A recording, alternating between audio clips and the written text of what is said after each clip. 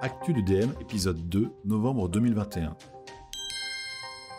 De la confiance, de la visibilité et des outils d'analyse communs. Voilà le triptyque sur lequel bâtir un nouveau système de régulation des dépenses de dispositif médical. Car aujourd'hui, il est loin d'être satisfaisant. Le SNITEM s'est saisi du sujet depuis plusieurs mois et publie 10 propositions qui permettraient de concilier besoins de santé et modèles de régulation du système de santé. Le secteur souhaite aboutir à une régulation plus juste, plus lisible et plus propice à l'innovation. En somme, une régulation qui prenne mieux en compte le besoin en santé, la pertinence et la qualité des soins, mais aussi l'impact organisationnel des DM. Ces 10 propositions sont à découvrir sur le site du SNITEM. L'obligation du pass sanitaire pourrait perdurer jusqu'au 31 juillet 2022. C'est ce qui a été principalement retenu de la toute nouvelle loi de vigilance sanitaire adoptée le 5 novembre dernier. Le texte introduit aussi une série de mesures pour lutter contre les fraudes au pass sanitaire. Il prolonge également jusqu'à la même date le régime de sortie de l'état d'urgence et permet au gouvernement de disposer de plusieurs outils de lutte contre la pandémie.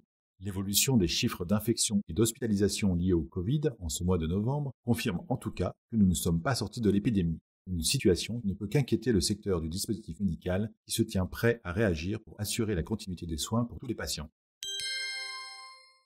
Après les effets directs de la pandémie, voici l'effet boomerang des pénuries. Après enquête auprès des acteurs du secteur, le SNITEM alerte sur une réalité. 70% des entreprises du dispositif médical sont impactées par le phénomène. De deux manières, soit par des difficultés d'approvisionnement, soit par des tensions sur les prix des matières premières, et ce depuis la fin de l'année 2020. Résultat, un tiers des entreprises affectées par les pénuries sont ou ont été en difficulté pour la production de certains de leurs DM. Une situation qui fragilise et tend toute la chaîne de soins, qui subit également la hausse des coûts du transport, parfois multipliée par 3.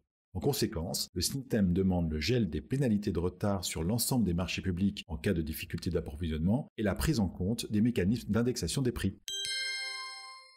À vos caméras et smartphones. L'OMS lance un appel à présenter des courts-métrages pour la 3e édition de son festival du film Santé pour tous. La compétition est ouverte aux cinéastes indépendants, sociétés de production, diffuseurs, institutions publiques, ONG, communautés locales, étudiants en santé publique et aux écoles du cinéma du monde entier. Un prix spécial sera attribué à un court-métrage consacré à l'innovation en matière de santé. Les candidatures sont à envoyer à l'OMS jusqu'au 30 janvier 2022.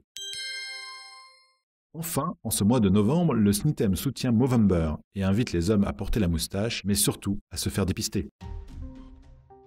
C'était l'actu du DM. Ce podcast vous est proposé par le SNITEM.